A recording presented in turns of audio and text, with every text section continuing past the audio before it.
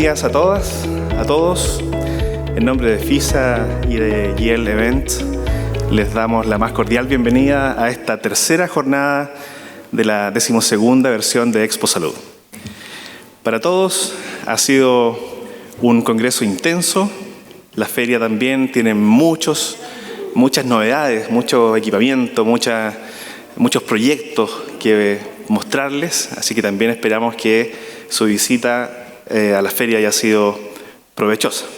Y por supuesto también que todo el contenido que hemos preparado para ustedes sea de utilidad para el personal y en sus trabajos también. El tema central del día de hoy es management y en torno a la gestión nos vamos a concentrar. Así es que vamos a comenzar con nuestro primer panel del día de hoy, que está titulado como APS, Futuro, Universalización e Innovación. Mejor salud para todos. Así es que quiero invitar a este escenario, en primer lugar, al doctor Juan Pablo Rubio, que es médico familiar y viene como representante del Ministerio de Salud. Un aplauso, bienvenido.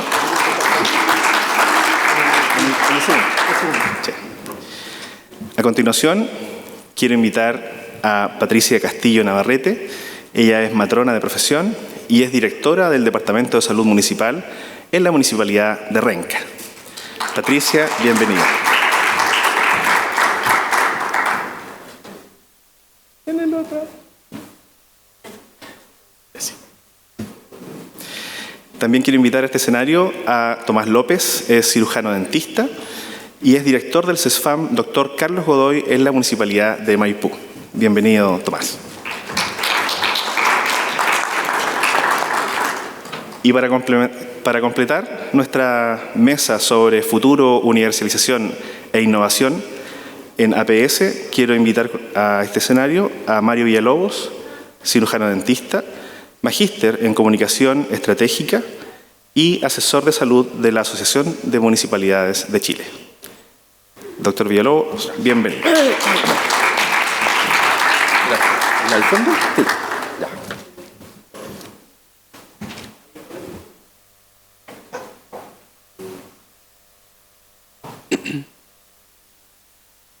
Bien, muchísimas gracias a nuestro distinguido panel con el que vamos a conversar sobre APS. A todos en algún momento nos ha tocado estar liderando equipos en atención primaria, así es que vamos a tener una conversación bastante rica en cuanto a experiencia y en cuanto a futuro, a deseos de cómo queremos que la atención primaria realmente logre su objetivo de universalización. Para nadie es un misterio entonces que la atención primaria es el pilar fundamental para garantizar una atención médica equitativa, integral y de calidad. Y en este panel, por supuesto, vamos a explorar estos desafíos, estas oportunidades que sin duda van a marcar el futuro de la APS en Chile.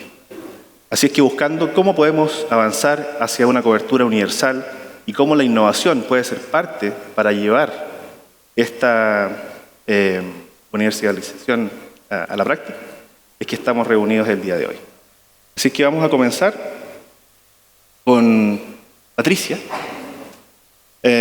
para conversar acerca de cuáles son los principales desafíos que han tenido ustedes en el Departamento de Salud para lograr la universalización. Buenos días a todos y a todas. Bueno, los principales desafíos en el caso nuestro,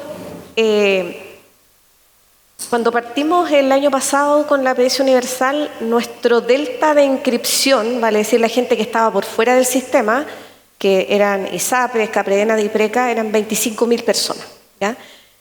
La comuna de Renca tiene una característica bien especial. Son 162.000 habitantes, de los cuales nosotros tenemos per capitados 142.000. O sea, quiere decir que están dentro del sistema y son FONASA, en cualquiera de sus letras, prácticamente un alto porcentaje de la comuna. De hecho, cuando uno hace el cruce con FONASA, el 100% de la gente que está en FONASA está con nosotros. Pero, no obstante, teníamos estos 25.000 personas que teníamos que salir a inscribir. Y ahí los desafíos son varios. Uno es cómo hacemos para contarle a la gente que no está en el sistema qué es lo que hace la atención primaria, porque muchas de las personas que están en el seguro privado de salud, en Capredena, Dipreca, no dimensionan ni saben efectivamente lo que hacemos en la atención primaria, que finalmente es prevención y promoción, algo de lo que carece en general la salud privada. La salud privada, en el fondo, uno define ir a un médico X cuando uno se siente enfermo, pero prestaciones preventivas promocionales, si bien están a disposición de aquellas personas que están inscritas en los sistemas privados, no es algo que se hable en la habitualidad. Y hay que dejar en claro que para mejorar la salud de la población es necesario trabajar en la prevención y la promoción y trabajar en el territorio. ¿Y por qué en el territorio? Porque aquí se cruza con algo que nosotros llamamos los determinantes sociales de la salud, que es donde las personas viven y se desarrollan. Eso va a generar directa relación con la salud de las personas, ¿ya? Por lo tanto, fortalecer la atención primaria de salud es algo que va a mejorar los indicadores de salud de la población en general. Probablemente no lo vamos a ver ahora. Probablemente el resultado de empezar a tener una atención primaria universal en el país, en 10 años más nos va a dar un reporte. Es complejo pensar que al poco andar, esto lleva un año y un poco, vamos a tener resultados. Entonces, volviendo al tema de los desafíos, el primer desafío era salir a contar lo que hacemos y el segundo desafío era generar más tiempos de atención, ¿ya? Porque uno no puede pensar en una APS universal, en aportarle a todas las personas que viven en un territorio las atenciones, si no genera ampliaciones de horario. Porque tenemos gente que trabaja, que más allá que nosotros estemos hasta las 8 de la noche todos los días, que es esto que lleva mucho tiempo, y aún así no tienen acceso. Y entonces, ¿qué ocurrió? Empezamos nosotros a abrir los sábados. Nosotros atendemos el día sábado como cualquier otro día de la semana hasta las 5 de la tarde, lo que ha permitido que la población trabajadora también tenga acceso a las prestaciones. Y un tercer desafío, que está un poco vinculado con los resultados que vamos a tener con la atención primaria universal, es generar datos que nos permitan demostrar que esto tiene un efecto. Medir indicadores, ya sea los indicadores que nos pide el Ministerio como indicadores propios nuestros, que nos permiten saber, por ejemplo, que la gente que es ISAPRE, Capredena y Dipreca se atiende la mitad de las veces que lo que se atiende un usuario regular. Pero eso también tiene que ver con el descreme que hace la salud privada. ¿Ya? En la salud privada en general hay gente con menos carga de enfermedad que la carga de enfermedad que tenemos nosotros en el sistema público.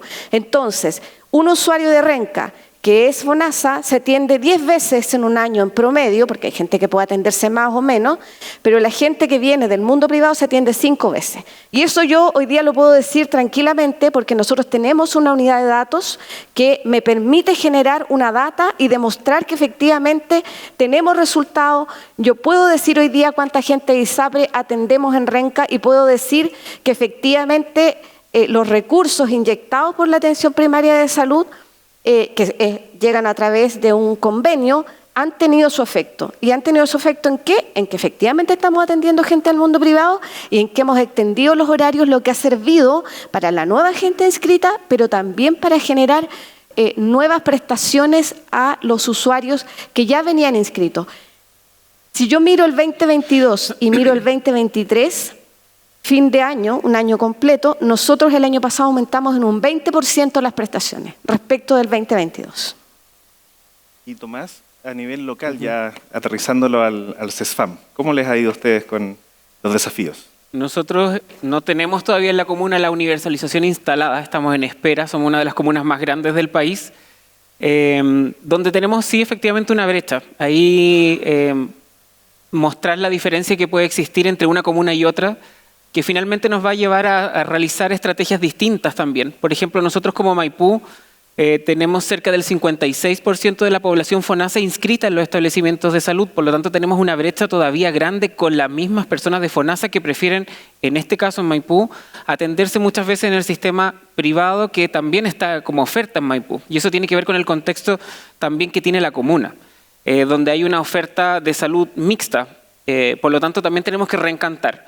Pero hemos ido trabajando en eso, coincido también con la directora, donde nosotros también hemos establecido este año, cumplimos un año recién con la extensión horaria completa hasta las de 8 de la mañana hasta las 8 de la tarde, de lunes a viernes. Eso ha permitido generar mayor oferta a nuestros usuarios, diversificar las prestaciones y no solamente cumplir con lo que a veces nos pedía el MinSal, que era tener odontólogo, tener el médico y nada más. Nosotros vimos que efectivamente el impacto que se genera al tener a otros profesionales de la salud en esta banda de extensión horaria genera un impacto en la salud y en el control de las personas que tienen enfermedades crónicas principalmente, que son los que más consultan o los que pueden llevar en algún momento alguna descompensación y acudir al sistema de urgencias, que también no queremos que todos lleguen a urgencias, sobre todo si las podemos prevenir.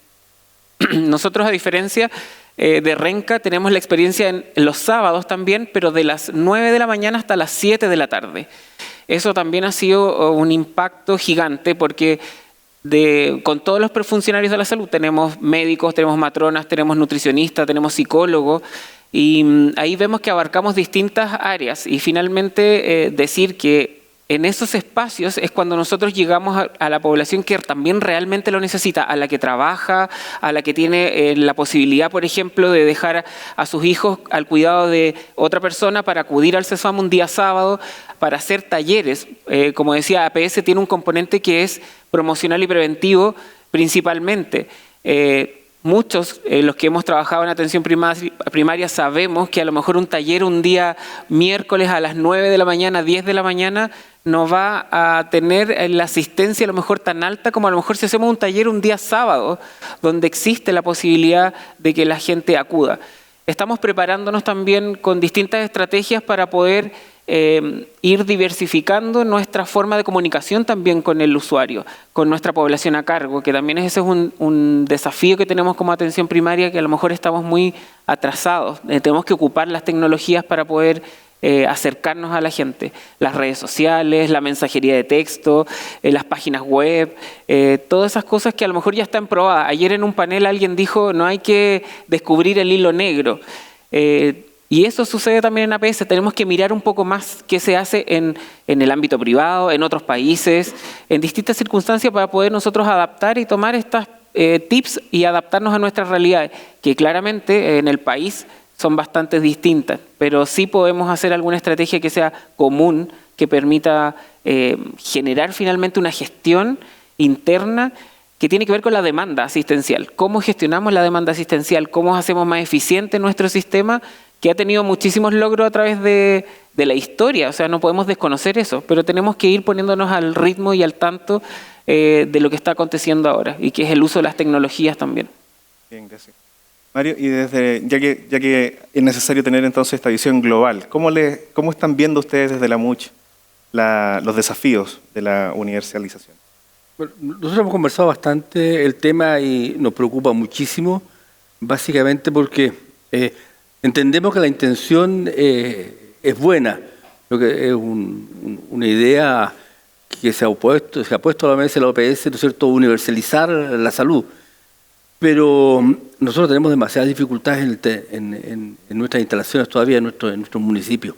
Creemos que hay muchas cosas que resolver antes de avanzar en este plan. Yo escuchaba a Patricia hablar de lo de Renca y decía, yo tengo el 90% de la población, el 100% de la población es FONASA. ¿Y qué va a pasar en aquellas comunas que es al revés? ¿Ya? ¿Cómo vamos a absorber? Hay comunas, por ejemplo, como La Reina, donde el 30% es FONASA y el otro 70% es ISAPRE. Tenemos 2 CESFAM, 2. Uno de ellos, el más antiguo de Chile, el de la Plaza Sandón, el más antiguo, que hoy día, recién ahora, comienza a construirse para hacer repuesto. No hay infraestructura. Y el otro CESFAM era una sede comunitaria, que fue transformada en CESFAM porque no había. Los programas que ha impuesto el Ministerio a través de su desarrollo ha exigido contratar más personal, donde ya no tenemos dónde colocarlos, hay que ir arrendando casas, porque no hay infraestructura. Entonces nos complica muchísimo, nos preocupa muchísimo cómo lo vamos a hacer para solucionar primero esos problemas antes de avanzar en esto. O sea, ¿qué va a ocurrir en estas comunas, o en las comunas rurales, por ejemplo, que están en la MUCH, donde no tienen infraestructura, no tienen instalaciones, están muy lejos de los centros? ¿Qué vamos a hacer para responderle a todas las necesidades de esas personas? No es un misterio para nadie la crisis que hemos tenido en la salud privada durante el último tiempo. No sabemos qué va a ocurrir, qué va a pasar, no sabemos cuánta gente va a terminar migrando, porque la presión que hay hoy día sobre el sistema público es bien fuerte, porque la gente que ha migrado es muchísima, ¿ya?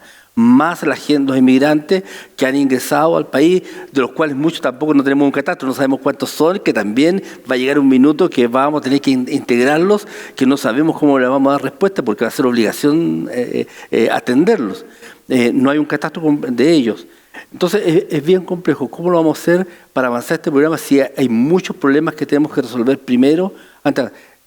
Y eso que todavía no entramos en el tema de la lista de espera, que eso todavía es un tema. Yo escuchaba a Patricia recién decir el caso del Servicio Salud Norte, que está muy contento con lo que han avanzado, y en el Servicio Salud Norte, con el estudio que salió la semana pasada, es el Pedro Avolvado. Entonces, no porque no sean buenos, es porque no tienen capacidad para responder para la demanda que tienen ahí hoy día. Entonces, yo creo que es bien complejo, creo que hay varias cosas que responder previamente. Hay que decir como los guasos, no hay que poner los bueyes delante de la carreta. Creo que hay que resolver cosas que tienen que ver con la gobernanza del ministerio. Creo que hay que hacer una reforma profunda al sistema de salud primero y luego entrar a estos desafíos que realmente son indispensables. Y el pase no estaba preparado. Así es. Desde el Ministerio de Salud, ¿cómo ven los desafíos? Bueno, quizás contextualizando un poco, los desafíos son múltiples, pero yo creo que la necesidad de una reforma al sistema sanitario pareciera ser evidente, ¿ya?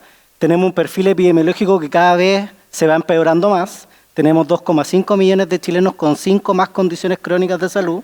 Tenemos 11 millones de chilenos al menos con 2 condiciones crónicas. Y si seguimos haciendo lo mismo, lo más probable es que los resultados sigan abultando las listas de espera, sigan empeorando la calidad de vida de las personas y sigamos fragmentando también la atención. Entonces, hoy día nos convoca la atención primaria universal y si bien los temores que representan en el fondo los municipios a través de la MUCH son temores que son válidos y que la verdad es que hace 2 o 3 años nos lo han manifestado constantemente los alcaldes y también las entidades municipales, creo que los desafíos que hemos tenido ya con 1 año y medio de implementación no han sido sobre todo el aumento de la cobertura. Ya en la práctica tenemos un 85% de la población FONASA, un 15%, un aumento mayor de la cobertura no ha sido el principal desafío que han tenido las 21 comunas pioneras. De hecho, no se han abultado personas en los SFAM, se pregonaba que iban a haber personas en los SFAM, se iba a abultar todo lo que había y la verdad es que el ingreso ha sido progresivo, ¿ya? Y el aumento y la mejora en la gestión ha logrado captar a esta nueva población y mejorar procesos clínicos.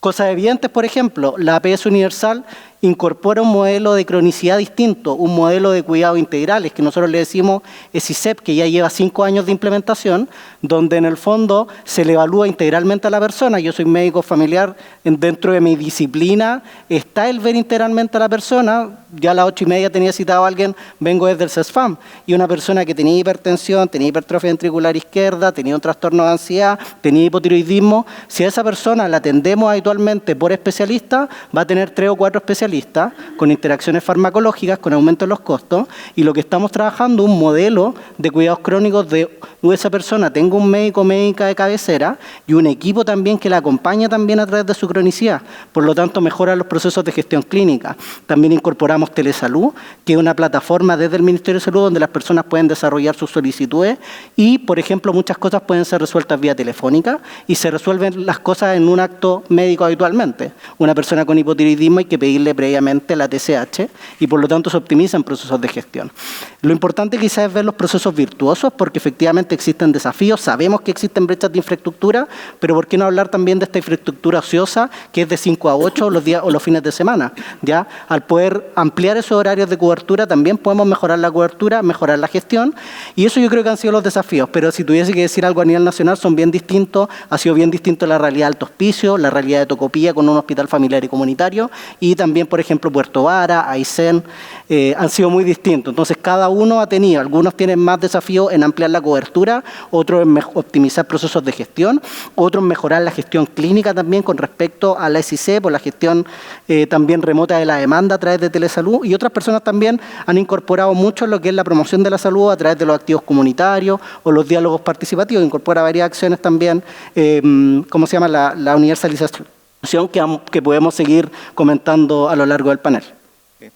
Y a raíz de tanto de atención primaria universal, así como también como estrategia de SICEP, y otras políticas públicas que pueden avanzar hacia la universalización, ¿es suficiente con estas políticas públicas o es necesario otras o reforzar las que existen? ¿Cómo lo ven ustedes desde el...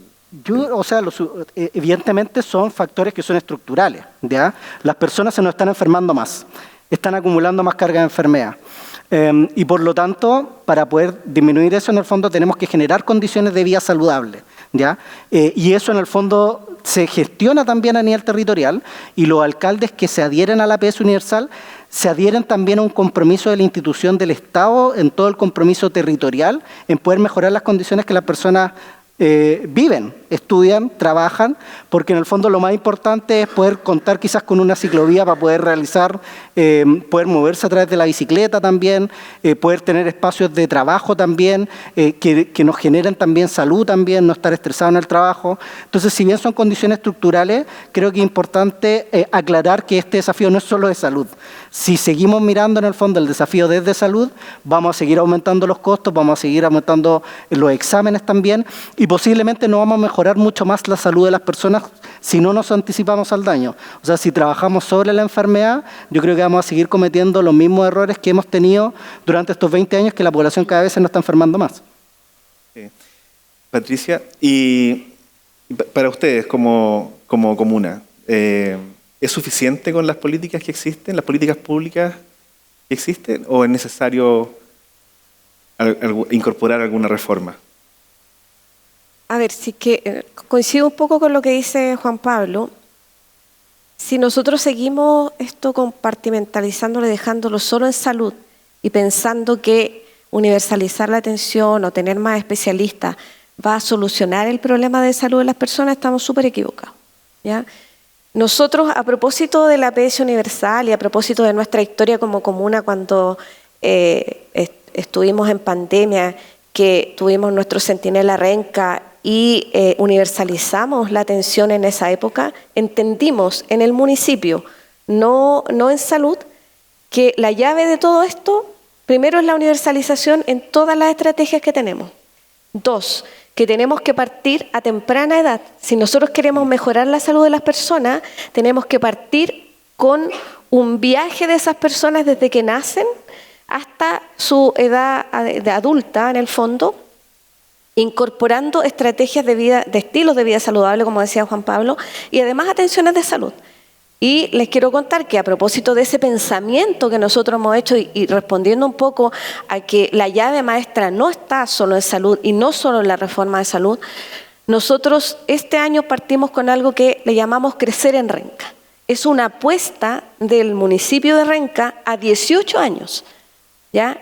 Que parte con los niños que están en gestación hoy día, con algo que nosotros le llamamos Conversemos Mamá, que es un chat de conversación con las personas que están en este minuto embarazadas, y vamos sumando distintas estrategias en todos los años de vida hasta llegar a los 18 años. Y ahí está incorporado salud, está incorporado desarrollo comunitario. Entonces, desde salud yo les puedo decir, tenemos el Conversemos Mamá, tenemos las estrategias que tienen que ver con la evaluación del EDP, el TEPSI, la ficha CLAP, con nuestras atenciones en la sala TEA. Estamos haciendo una apuesta, además, en mejorar los temas de saludables, o sea, incorporando actividad física en los niños en esta serie de 18 años, y estamos trabajando en conjunto educación, desarrollo comunitario y salud. Esa es la llave. La llave es que si nosotros queremos mejorar los indicadores de salud, tenemos que conversar con toda la esfera y esto estoy hablando yo en la municipalidad, pero esta esfera debiese salir desde acá y salud debiese conversar con educación, con el Ministerio de Desarrollo Social. Existen conversaciones, es cierto, en muchas temáticas, pero tenemos que sentarnos porque en la medida que nosotros generamos planes de impacto, vamos a tener mejoría en la salud de las personas. El municipio de Renca apuesta por eso y apuesta que estos niños que hoy día están en gestación, cuando tengan 18 años van a tener mejor salud, van no haber abandonado la escuela, tener mejores indicadores, porque además, partí diciéndolo antes, existen determinantes sociales de la salud. Y esos determinantes se juegan en otras cosas que no son necesariamente salud. Gracias. Tomás, ¿y ustedes tienen experiencias también con respecto a la implementación de políticas públicas, cosas como en Renca? Sí, bueno, estamos haciendo hartos proyectos e implementaciones. También tenemos el ESICEP. Ahí me voy a agarrar de las palabras de Juan Pablo. Pero también creo que se va a cruzar con mi respuesta respecto de las políticas públicas. Porque si bien es cierto ESICEP, podemos considerarlo como una buena estrategia de abordaje, no estoy tan seguro si en todos los lugares se aplica de la misma forma el ESICEP. Y creo que ahí falta un poco a lo mejor de conducción o de marco respecto de eso, porque como APS nosotros somos la puerta de ingreso y somos también el acceso a las personas que a lo mejor tienen mayor dificultad o tienen mayor vulneración y se cruzan con todo esto, pero finalmente uno tiene que tratar de propender de que si yo me atiendo en el CESFAM de Maipú y si me atiendo en el CESFAM de Renca, porque después me cambié de casa, me cambié de trabajo, yo reciba lo mismo. O reciba la misma calidad de atención, la misma forma de atención, y siento que en algunas cosas relativas a estas implementaciones de nuevas estrategias estamos dejando un margen que, si bien es cierto, hay que adaptarlo a cada realidad, pero este margen está siendo muy, muy grande. Entonces, en algunas comunas podemos tener un ESICEP de una forma, en otras comunas podemos tener implementación total del ESICEP, en otras comunas podemos tener ESICEP para estas personas y cardiovascular para otras. Entonces, creo que ahí hay una brecha que todavía tenemos que analizar y creo que hay que analizarla como red, que eso también nos falta a lo mejor un poco en atención primaria, conversar cómo lo hace cada uno, ponernos de acuerdo en que esta estrategia que nace para tener una mejor salud, podamos a lo mejor implementarla de una forma similar o parecida o buscando buenas estrategias, porque creo, bueno, yo trabajo en un CESFAM, el otro día me tocó también hacer selección de personal, voy a contar una anécdota, y muchos venían de otras comunas donde ponían ahí ESICEP, y yo aproveché la instancia. Cuénteme, ¿usted hace ESICEP? ¿Cuál era su rol? ¿Cómo lo hacía? Así. La otra persona que estaba postulando al mismo cargo, así.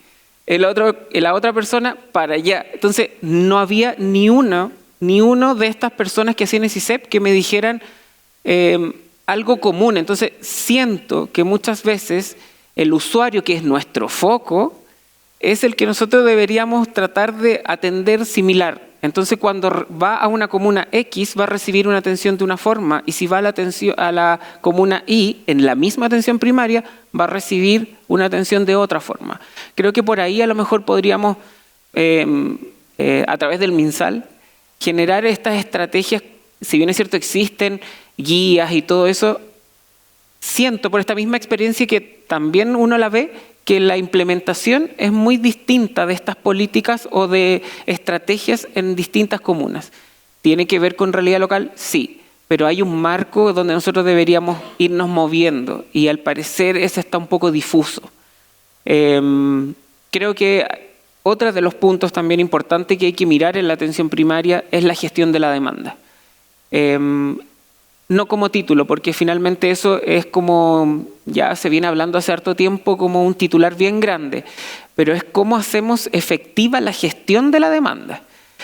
Nosotros como atención primaria tenemos que recibir a muchísima gente, o sea, tenemos centros que sí tienen brechas de infraestructura, como recién mencionó Mario. Efectivamente no tenemos dónde poner a lo mejor más personales, y esta estrategia a lo mejor de abrir más tarde tiene que ver con eso, con que no podemos agrandarlo, sino que tenemos que, con la misma estructura que tenemos, buscar estos tiempos que están disponibles para crecer y dar una mejor oferta. pero también hay que hacer el análisis de todas las horas que se pierden por inasistencia, por tanto del usuario como del profesional. Y ahí hay dos ámbitos que mirar: por qué falta el usuario y por qué falta el profesional. Y ahí deberíamos también empezar a generar este foco, porque si queremos universalización, la palabra lo dice, universal es para todos, más gente. Y si yo tengo que atender más gente, yo voy a necesitar más oferta. Y a lo mejor no tengo para crecer, no tengo para poner un box más, pero sí tengo que hacer eficiente lo que tengo. Y ahí tengo que tratar de ir en estos dos parámetros, evitar de que la gente no venga a sus atenciones y conocer el porqué y gestionarlo en las inasistencias de los funcionarios, que también muchas veces nos generan un problema de gestión, porque una persona que falte, tú tienes que después reagendar todas esas horas. Y eso es una complicación, porque o no tienes hora para cuándo reagendarlas, o tienes que generar un mayor costo generando, no sé, horas extras, cosas por el estilo, y que eso va sobrecargando el sistema. Ahí hay que mirar dos puntos. Yo creo que la universalización debería ir de la mano con la gestión de la demanda, con conocer el territorio, pero conocer estos dos ámbitos que nos va a permitir, con lo que tenemos, abordar esta universalización de mejor forma. Nosotros, por ejemplo, para el tema de confirmaciones de hora, empezamos hace un año a usar todo lo que es mensajería de texto. Partimos con SMS, el mensaje de texto básico que casi nadie ocupaba, pero que, aunque no crean, igual nos resultó, porque era un mensaje que nadie recibe a estas alturas. Entonces, como que, me llegó un mensaje extraño, y lo abrían. Entonces teníamos harto éxito de lectura, porque eso también uno va aprendiendo, que cuando usas las tecnologías tú puedes medirlo todo. Puedes medir el envío del mensaje, la recepción del mensaje y la lectura, la apertura del mensaje. Y eso también nosotros podemos ir jugando. Vimos que efectivamente sirve. Después empezamos a usar el WhatsApp para también enviar recordatorios. Y ahí vuelvo a lo del hilo negro, que no hay que inventarlo. Esto ya se ha usado, lo usa el sistema público, o sea, el privado, y nosotros estamos un poquito atrasados en eso. Creo que deberíamos avanzar más rápido, porque la tecnología avanza muy rápido. Y eso deberíamos tomarlo y empezarlo a utilizar en nuestro sistema. No igual, claramente, porque funcionamos distinto. El acceso, los accesos a la atención son distintos, como mencionaban también recién. Si yo quiero ir al médico en el privado, pongo médico, busco y voy al que quiero. Acá yo tengo que muchas veces ver cómo accedo. O sea, a lo mejor primero tengo que ir a la enfermera, al control con enfermera, después a lo mejor voy al médico, o no sé, por salud mental a lo mejor pido una hora primero con trabajador social, después pido... Son distintos los sistemas, pero... esa diferencia no implica que yo no pueda usar la misma tecnología que el otro sistema ocupa. Tengo que adaptarla, pero para eso tengo que trabajar, tengo que analizarla y tengo que encontrarle el funcionamiento adecuado a lo que yo requiero. Nosotros bajamos, por ejemplo, las inasistencias a la toma de exámenes de un 20%, la bajamos a un 7% de inasistencia con el solo uso de la mensajería de texto, pero en dos tiempos. Uno, recordando 2 semanas antes que tiene una cita, y 1 semana antes confirmando si va a ir a la cita. El primero fue un recordatorio y el segundo fue una confirmación. Entonces uno va encontrando estrategias. A lo mejor hay otro lugar que puede servir solo el recordatorio, solo el aviso, pero eso tiene que ir uno adaptándolo y tiene que ir buscando esas estrategias como de innovación. El uso de WhatsApp, de redes sociales, es fundamental. Yo creo que tenemos como APS que dar un salto luego. Yo creo que nos estamos demorando un poco, mucho, pero creo que luego tenemos que dar este salto a usar mayores tecnologías sí o sí. La gente lo exige también. Exige que cuando un profesional falta, lo primero que te dice, ¿por qué no me avisaron que no venía? Que este médico, esta matrona o este psicólogo que no venía. Y eso, la única herramienta que podemos tener para poder dar esos avisos rápidos y oportunos es la tecnología. Sí. Tomás, mira, vamos a desafiar a Mario para luego pasar a los avances tecnológicos. Mario, tú has sido invitado a la mesa ministerial como asesor de la MUCH. Te han pedido 2 propuestas para reforma. Y esta es la oportunidad para hacerlas. Yo creo que una de las primeras cosas que hay que hacer en la reforma de la salud, debemos sacar la subsecretaría de redes asistenciales del Ministerio. Debe ser un organismo autónomo, técnico, ¿ya? Para evitar las presiones políticas que son muy fuertes, real, y que muchas veces complican mucho la gestión. Porque Patricia nombró recién a los ministerios con los que conversa salud, pero se le olvidó el ministerio más importante, que es el que tenemos que hablar, y yo aprovecho de decirlo, desde la mirada nosotros de la muy de la gestión, que es el Ministerio de Hacienda, porque todo lo que se hace hay que financiarlo. Y el interlocutor más complejo para el Ministerio de Salud es el Ministerio de Hacienda, porque es quien financia. Todo lo que nosotros hagamos requiere financiamiento y hay que convencerlos a ellos. Y si no nos entregan más financiamiento no podemos hacer. Por lo tanto, lo más importante de verdad para dar solución a los problemas de salud de los pacientes es la gestión. Si no cambiamos la gestión, si no lo hacemos mejor, no vamos a conseguir mejores resultados de lo que ya hemos... ¿no? El aumento del presupuesto de salud ha sido bastante alto en el último tiempo y los resultados siguen siendo tal vez peores. Entonces no hemos avanzado en eso. Yo creo que una de las primeras cosas que hay que hacer es cambiar la gobernanza del Ministerio de Salud. Creo que ahí es una de las reformas más importantes. Y la otra que yo insisto, yo aprovecho que el hecho que soy colega con Tomás y que lo vengo diciendo hace mucho rato, aprovecho el panel para dejarlo instalado, es el tema de la odontología. La verdad es que la lista de espera, que es la más alta de la historia que se tenga registro hoy día, en odontología es verdaderamente un escándalo, ¿ya? Son 500.000 personas. Para atención primaria nosotros es la puerta de acceso a la salud, pero somos los que generamos la lista de espera porque somos los que derivamos los pacientes, ¿ya? Y si no tenemos capacidad de resolver, la lista de espera va agrandando. Ahí vemos en odontología que es una lista de espera, son cerca de 500.000 personas que hoy día están esperando atención de especialidad. Y eso es inmoral. Para ser bien honesto, es inmoral tener personas en enfermedades que no son crónicas. O sea, la odontología son enfermedades huelgas que derivamos nosotros, crónicos muy poquito. Lo que derivamos generalmente son pacientes agudos. Y no, obviamente no pueden esperar 2 años para ser atendidos, 3 años. Van a buscar la solución por fuera. Nosotros deberíamos sacar la atención odontológica de los servicios de salud. Deberían ser autónomas, tenemos los recursos humanos, la infraestructura, los recursos financieros propios. Deberíamos trabajar en forma independiente, porque los servicios de salud están preocupados. Y yo no encuentro razón. O sea, en el Servicio de Salud Oriente, por poner un ejemplo, tienen 8 hospitales, referencia nacional. La preocupación obviamente de ellos va a ser lo que ocurre primero en la sala de urgencia del Hospital Salvador, en el tórax, por poner un ejemplo, es normal. Por lo tanto, no es odontología la prioridad.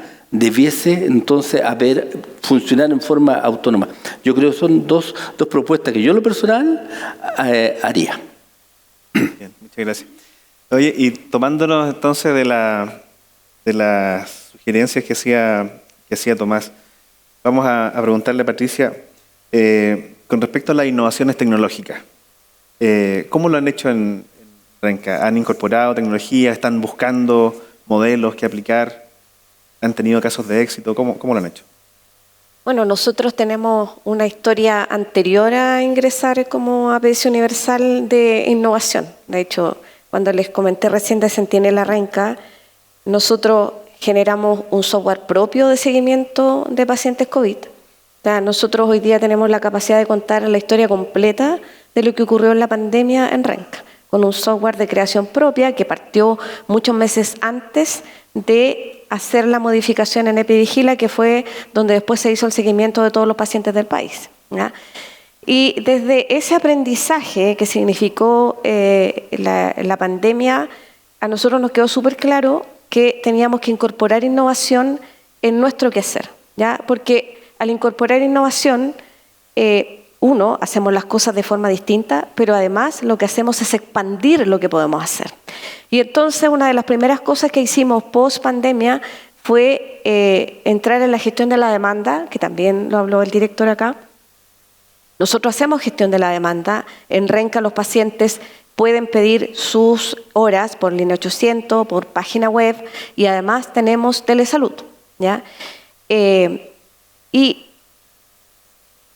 antes de entrar de lleno a eso, yo creo que si hay una cosa que a nosotros nos ha generado el mayor impacto, que también lo escuché de Mario, que tiene que ver con la gestión. Para poder hacer una buena gestión hay que medir las cosas. Yo hace un rato atrás les conté que nosotros tenemos una unidad de datos. Eso es parte de la innovación que tiene Renca. Hoy día nosotros tenemos una unidad de datos que a mí me permite saber cuánta es la productividad global, pero también puedo ir a ver la productividad micro de una persona en particular. Hacer el análisis del NSP, hacer el análisis de cuántas veces se ven las personas, hacer análisis profundo, que no es un análisis que uno lo hace con los registros estadísticos mensuales, sino que lo hace con la data de la ficha electrónica. La información que uno puede tener a través de una unidad de datos permite una buena toma de decisiones, permite efectivamente trabajar sobre el NSP, generar mayor productividad, porque eso también es parte de la gestión. Si nosotros no somos, lo que no se mide, es imposible que sea bien gestionado. Y los recursos no son infinitos. Yo estoy súper de acuerdo que cuando el Ministerio de Hacienda entrega recursos, espera detrás de esto que nosotros tengamos resultados. Pero para tener resultados hay que medir. Entonces, si alguien a mí me preguntara cuál es la mayor innovación que debiese tener la salud pública y en particular la atención primaria que atiende al 85% del país, es medir las cosas no solo a través de los registros estadísticos mensuales, sino que hacer una gestión de la demanda y una gestión de lo que se produce dentro de los establecimientos. Eso es parte, en global, lo más grande de innovación. Pero volviendo al tema de la gestión de la demanda, nosotros, de hecho, mandamos mensajes de texto 2 días antes de la hora, 2 horas antes. Trabajamos igual que el mundo privado. La gente solicita una hora por la página web y 2 días antes les llega un mensaje diciéndole recuerde que usted tiene una hora a cardiovascular. Y 2 horas antes de eso se le recuerda además que es exactamente lo mismo que se hace en el mundo privado. Ahí no tenemos una diferencia. Pero cuando Juan Pablo hablaba de telesalud, yo les quiero decir que nosotros a través de telesalud, que es una página web donde los vecinos de Renca escriben lo que requieren de nosotros, y hay escrito en texto libre, pero además algunas opciones que puede generar el usuario.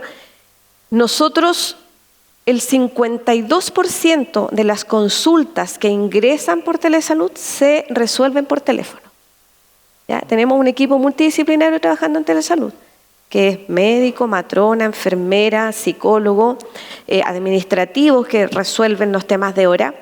Y hay muchas cosas que se pueden resolver por esa vía, ¿ya? Y eso significa además hacer más efectivo y no requerir box, por ejemplo, para esas personas, porque están en un espacio amplio donde tienen sus computadores, donde tienen telefonía IP, donde tienen internet y pueden resolver esas consultas. Ahora uno podría decir ese 52% ¿sobre qué? Sobre 100.000 atenciones que hemos hecho desde que tenemos telesalud.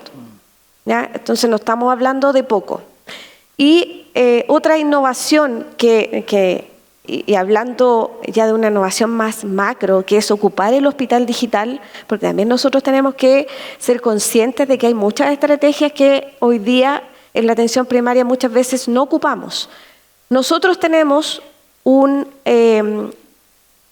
sala de mamografías propia. Nosotros no le compramos mamografía al privado. Las mamografías las hacemos con un mamógrafo propio. Pero por supuesto que yo no tengo un radiólogo en Renca. Lo que tengo es la tecnóloga médica, que es lo mismo que hace el privado, en que saca las imágenes y las enviamos a través del hospital digital y el hospital digital pone al radiólogo, nos lee las mamografías y nos devuelve el resultado. O sea, ocupamos la capacidad que el Estado tiene y pasamos de hacer 2.000 mamografías, que era lo que le pagábamos al privado, con los mismos recursos a hacer 6.000 mamografías. Triplicamos lo que nosotros hacemos y eso tiene que ver con el uso de la tecnología. Entonces, hemos ido avanzando en diversas situaciones que nos permiten generar mejores condiciones para nuestros vecinos. Y sí, Por ejemplo, vamos a otro tema que es súper sentido, que tiene que ver con el tratamiento anticoagulante. Ustedes saben lo que significa para un paciente que ocupa anticoagulante llegar a su hospital de base y estar todo el día, porque van temprano en la mañana a tomarse el INR y tienen que esperar ese resultado y que el médico genere la receta para que les entregue los medicamentos en la farmacia del hospital. Es un día de pérdida para esos usuarios. Nosotros trabajamos esto hace mucho rato con el Servicio de Salud Occidente, y lo que ocurre con nuestros pacientes es que ellos se van a tomar el INR al establecimiento de salud a las 10 de la mañana. Se pueden ir a su casa y vuelven en la tarde a buscar su receta, porque nosotros tomamos el INR y enviamos esa toma, porque es con micrométodo, hacia el hospital, todo vía internet, y nos llega la receta a la 1, 2 de la tarde. Tenemos todas las recetas del INR que tomamos en la mañana. Y los vecinos tienen toda la tarde hasta las 8 de la noche para ir a retirar su medicamento. Entonces hemos ocupado mucha tecnología que está disponible hoy día para generar mejores resultados en la salud de las personas y para acercar la salud a los vecinos. Sí, maravilloso. Gracias. Juan Pablo, ¿qué duda cabe que la incorporación de las innovaciones tecnológicas mejora el acceso y, por supuesto, la calidad de la atención? Pero ¿qué pasa con las comunas que están fuera de las grandes ciudades? ¿Hay una política ministerial? ¿Cómo lo están viendo en el MinSal? Sí, agradezco la pregunta. Me gustaría hacer primero un preámbulo con respecto a innovación y tecnología. Sé que no es lo mismo, pero claro, cuando uno viene a hablar acá en la Expo Salud en el fondo de innovación, hay grandes tecnologías que vi abajo cuando llegué, y muchas veces se ha dicho que la atención primaria es de baja complejidad, ¿ya? Yo quiero desafiar un poco ese concepto. Yo nunca he considerado la atención primaria como de baja complejidad. Es de baja complejidad tecnológica, pero de alta complejidad biopsicosocial, ¿ya? ¿Qué es más complejo? Yo hasta el lunes pasado atiendo a niños vulnerados en sus derechos. Nadie podría decir eventualmente que eso es de baja complejidad. Es de alta complejidad tener que acoger a la familia con respecto a la vulneración de derechos. Probablemente tecnología tenemos poca, así que tenemos que sacarle el máximo provecho. Hecho ese análisis, nunca más decir que la atención primaria es de baja complejidad, es solamente de baja complejidad tecnológica, pero alta complejidad biopsicosocial. Haciendo eso, creo que en el fondo con respecto a la ruralidad tenemos un gran desafío, y agradezco la pregunta, porque efectivamente la atención primaria universal, en su componente que incorpora telesalud o la gestión remota de la demanda, el análisis que nos realizaron los territorios era fundamentalmente que las personas muy alejadas no iban a poder acceder a estas tecnologías. Bueno, y las soluciones están. Entonces llegamos y financiamos internet satelital, y por lo tanto una persona hoy día en la posta de salud de Canela, posta de salud rural de Canela, que son 10, en esas 10 postas de salud rural actualmente cuentan con internet satelital, ¿ya? Y ese internet satelital no solo le da internet a la posta de salud rural, sino que a 200 metros también a la redonda. Por lo tanto, las personas que habitan eso van a poder mejorar también su acceso a otros servicios eventualmente. Y en esas mismas postas se ha fortalecido también lo que es hospital digital o salud digital, que hay que recalcar que es una estrategia de Estado, es una estrategia que partió el gobierno anterior con el ministro Santelice, que en su momento fue bien complejo, pero la verdad es que cada vez se ha ido fortaleciendo más lo que es salud digital. Ya actualmente creo que hay aproximadamente 10 especialidades que están resolviendo mucho del acceso a través de especialistas de salud digital, y la respuesta, por ejemplo, en dermatología no es más de 3 días. O sea, un médico generalista puede mandar las fotos a través de salud digital y puede obtener la respuesta de un especialista en 3 días, y se ha ido fortaleciendo también la canasta también de atención primaria para que el médico o médica generalista pueda resolver lo que el dermatólogo en el fondo está contrarrefiriendo, y en su mismo lugar, en un lugar tan alejado como puede ser eventualmente una posta de salud rural de Canela. Creo que ese ha sido uno de los acercamientos que podríamos hacer, y quiero agregar solamente un elemento más, que Patricia ya lo ha conocido y también muchas personas. El lunes pasado, junto al subsecretario y a la ministra de Salud, actualmente subrogante, presentamos lo que era el Sistema de Información Territorial en Salud, el SITS. Como decía Patricia, los datos son muy importantes. y la inteligencia con la que usamos los datos es lo que mejor podemos hacer en la atención primaria. El Sistema de Información Territorial en Salud, o SITS, es una herramienta que actualmente está disponible para las 21 comunas pioneras y queremos avanzar en poder ampliarlo también para todas las comunas del país, en donde a través de datos georreferenciados podemos evaluar procesos de gestión. Por ejemplo, brecha de infraestructura, ¿ya? Podemos mapear a las personas que están y podemos establecer estándares de dónde tienen que estar disponibles los centros de salud, que los estándares urbanos son 1.500 metros y estándares rurales de 5.000 metros, pero también conectado con las líneas de transporte, por ejemplo. Y a través de este sistema de información territorial nos permite saber dónde está la brecha, dónde poner este centro de salud. Poder ver patologías retrasadas, por ejemplo. Podemos ver dónde están una brecha, por ejemplo, al acceso al Papa Nicolau, por ejemplo. Entonces, podemos disponer de atención extramuros en los lugares donde exista más brecha de Papa Nicolau, por ejemplo, o acciones de medicina preventiva. Entonces, a través del SITS, la gestión en salud puede mejorar en la medida de tomar decisiones con mejores datos y datos que estén georreferenciados y que puedan llevar acciones de salud a las personas, pero en forma eficiente y saber efectivamente qué es lo que necesita ese territorio de acuerdo a la información que disponemos. Fantástico. Muchas gracias. Y ya estamos en tierra derecha, se ha pasado el tiempo muy rápido y quisiera de manera muy breve que me contaran todos estos cambios tecnológicos vamos a tener que hacerlos, ¿cierto?, con y para también nuestros funcionarios. ¿Cómo, Patricia, podríamos lograr que nuestros funcionarios puedan romper esta brecha que en algunos casos es mayor o menor, ¿cierto?, dependiendo de la edad, dependiendo del acceso a las tecnologías que tengan en los establecimientos? ¿Cómo logramos que nuestros funcionarios adhieran a estas nuevas tecnologías o a estas nuevas estrategias que pudieran implementar en los establecimientos?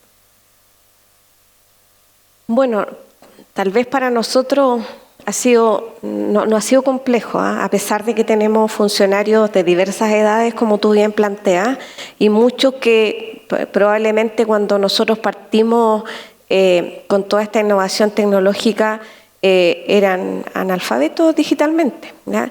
Quiero recordar un poco la historia, tal vez esta no es la misma historia que tienen muchas comunas. Cuando nosotros hace 8 años atrás llegamos a la comuna, era la única comuna del Servicio Occidente que no tenía ficha electrónica, usábamos fichas de papel, cuando ya gran parte del país, por no decir todos, tenían ficha electrónica, ¿ya? Eso significa que nosotros tuvimos que hacer un gran trabajo generando un cambio en nuestros funcionarios para que entendieran respecto del uso de la ficha electrónica. Era algo que no conocían, nunca habían tenido una ficha electrónica y era muy loco pensarlo en el año 2017. Renca tiene ficha electrónica desde junio del 2017. Y desde ahí sostenidamente hemos ido trabajando con nuestros funcionarios lo necesario que es utilizar la tecnología para poder tener mejores resultados. Y, por cierto, no tuvimos resistencia, porque lo único que ellos querían era tener acceso a una ficha electrónica y estar sentados, porque iban a reuniones al servicio y era... vamos a hacer tal cosa o el dato se saca de esta forma del formulario. Entonces 14 comunas podían opinar y los funcionarios de Renca no podían opinar.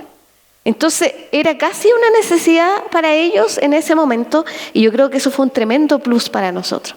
El plus de que ellos querían partir con eso, que es lo básico, pero desde ahí, en la medida en que ellos han visto que estos desarrollos tecnológicos que nosotros hemos intencionado desde la Dirección de Salud han mejorado su quehacer, no tenemos resistencia. No hemos tenido una resistencia y al revés, entienden que todas las herramientas y todo lo que nosotros hacemos es para el mejor uso y para poder tener mejores reportes para todos en el contexto de la gestión. Gracias. Mario, muy brevemente. ¿Cómo vencemos la resistencia? Un poco de historia. Ya me tocó en la Subsecretaría de Redes comenzar con todo esto de las fichas electrónicas, las fichas clínicas, hace ya más de 10 años. Y lo más difícil es el cambio cultural. O sea, cambiar de ficha clínica de papel a la electrónica ha sido muy complejo, más de una década. De licencia de papel a licencia electrónica ha sido tremendamente, muy difícil. Por lo tanto, la resistencia cultural al cambio es muy fuerte. Siempre eso en el caso tuyo fue más fácil, ya porque ya la presión era mucha, entonces probablemente ellos lo necesitaban porque no quedaban fuera del sistema, ¿no? Pero de verdad avanzar en eso ha sido muy complejo. Nosotros necesitamos, para avanzar en esto de verdad, por ejemplo, ahora en el Servicio de Salud Oriente nosotros hicimos un piloto en La Reina que se llama el portal paciente, donde los pacientes con su clave única pueden entrar y pueden ver sus fichas, pueden ver sus exámenes, pueden ver sus citas. Están súper avanzados en ese aspecto, yo creo que es un gran logro. Pero hay otro que no hemos avanzado lo suficiente y que es clave de verdad resolver antes, que es la ficha clínica universal, ¿ya? Tenemos que tener una ficha clínica única en todo el país, tanto en los distintos niveles de atención, que puedan ser vistos en distintos lugares. La interoperabilidad es clave para que el sistema funcione. Se avanzó en la ley hace poco, pero mientras no avancemos definitivamente y eso se instale como una necesidad urgente en todo el país, no vamos a lograr más avances. Eso es indispensable. Clínica universal única y la interoperabilidad. Bien. Tomás, ¿cómo han vencido ustedes la resistencia al cambio? Es difícil. Yo creo que en cualquier situación donde implica un cambio organizacional o una innovación a lo que ya se está haciendo, vas a generar un poco de resistencia. Y eso puede ir en poca resistencia, en mucha resistencia o en total resistencia. Pero ahí hay que ir trabajando, buscando la forma de convencer al equipo de que esto también es una estrategia que genera beneficios. No mostrándola como una estrategia o generar innovaciones para tener algo punitivo sobre los funcionarios, sino que tiene que ver cómo hacemos mejor el trabajo. Y eso hay que ir trabajándolo y hay que tener una jefatura, un líder también que esté convencido de eso. O sea, yo creo que es fundamental. Si hay alguien que va a implementar por implementar, no va a funcionar y va a salir todo mal. Creo que hay que estar convencido y hay que usarlo. Efectivamente hay resistencia, pero que hay que ir mostrándola. Y yo creo que ahí es el uso también de los datos, que se ha mencionado harto. Las fichas electrónicas nos permiten obtener un montón de información. Es importante, eso sí, pero creo que y espero que ojalá no se nos desvirtúe en algún momento el hecho de buscar información por atender a un usuario que finalmente nos permita llenar este formulario, llenar esta plataforma, que eso finalmente es lo que muchas veces nos está sucediendo, que la prestación a lo mejor en rendimiento antes duraba 15 minutos, pero ahora dura 25, pero no porque estemos haciéndole más cosas, sino porque estamos llenando más formularios, porque tenemos que cambiarnos de la ficha clínica a la plataforma X para llenar más cosas. Entonces, estamos haciendo de la atención un trámite administrativo. Y eso yo creo que hay que poner un ojo. El uso de la tecnología implica ser eficiente, pero no implica que nosotros dejemos de atender a la gente por llenar un formulario, para tener más datos. Creo que ahí hay que poner un ojo. ¿Hay que tener datos? Sí. ¿Hay que tener evidencia? Sí. Pero hay que entrar a mirar cuánta de esta información que nosotros estamos completando en una ficha clínica, cuánta de esta información que estamos llenando en formularios o en plataformas anexas que no conversan, es realmente eficiente y se va a tomar en cuenta para realizar una política pública, por ejemplo. Porque siento que en algunas oportunidades tenemos mucho dato, pero no sabemos qué hacer con esos datos. Y el que paga el costo de esa acumulación de datos es la persona que tú tienes finalmente al frente para atenderla.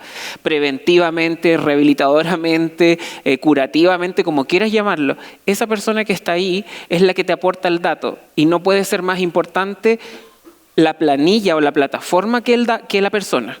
Y eso creo que hay que hacer una mirada, un parar un poco y mirar cuánto del uso de la tecnología bloquea este nexo, porque finalmente el centro es el usuario, no es la plataforma, no es la ficha, es el usuario que necesita cualquiera de las cosas que podamos ofrecer como atención primaria o como red de salud en general.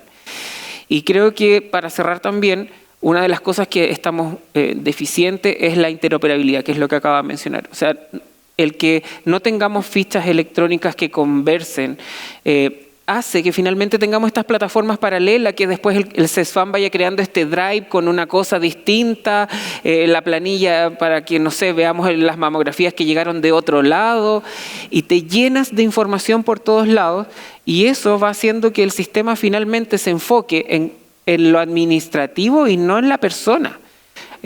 Partamos de eso, o sea, si le preguntamos, a lo mejor hacemos una encuesta a los usuarios, ¿usted quiere que el profesional la mire, la atienda, la revise y le converse, o que esté sentado mirando para el lado, preguntándole a usted, llenando los parámetros de la ficha o de la otra plataforma que ni siquiera es la ficha?